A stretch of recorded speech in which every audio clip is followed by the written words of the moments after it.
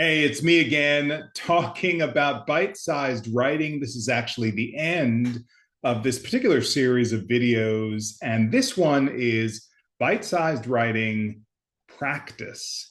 And what do I mean by practice? Well, I mean it in both a couple of senses of the word. One, in that the bite sized writing that we've been talking about this whole time is really an opportunity for you to practice your writing. There are so many instances, and I talk to a lot of writers who just have all sorts of thoughts in their head about um, not be good enough, or trepidation, or not writing enough, or whatever it is. And I think the notion of just being in practice of putting words on the page is incredibly valuable no matter what kind of writing you do. It's just the muscle memory, like the exercise. It's like going to the gym. Sit down and do the thing to bring it from your heart and your head and your mind and your soul through your fingertips onto the page, or whether you write it by hand, whatever it is you do.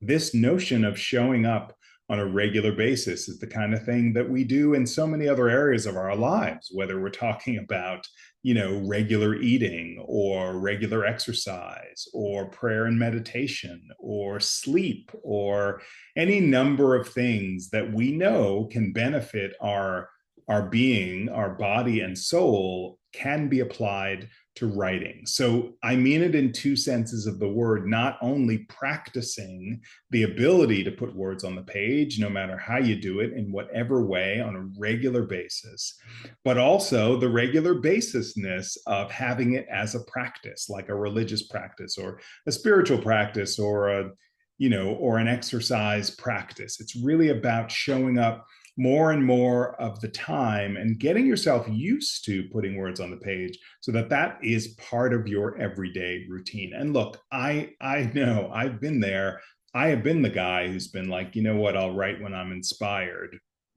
And I know some actually pretty famous people who do that same thing. But I do think that there's real benefit in figuring out what your bite sized writing practice is, so that you can make sure that you're showing up on a regular basis. So go to your calendar, like we've said before: 2 days a week, 3 days a week, 5 days a week, 6 days a week, 7 days a week, or even, for a tiny bit of time on a given day, or a whole bunch of time. Let's say Tuesday is your writing day, where you're going to write for 5 hours. It's all good, as long as you establish and keep a writing practice. And I talk about bite size, so it doesn't have to be the 5 hour thing that I just mentioned, but really the notion of showing up incrementally on a regular basis to practice your art, to get it into your soul, to get it into your body, to get it into your spirit, so that you can reliably produce when it's time to produce. And again, this isn't about producing perfectly,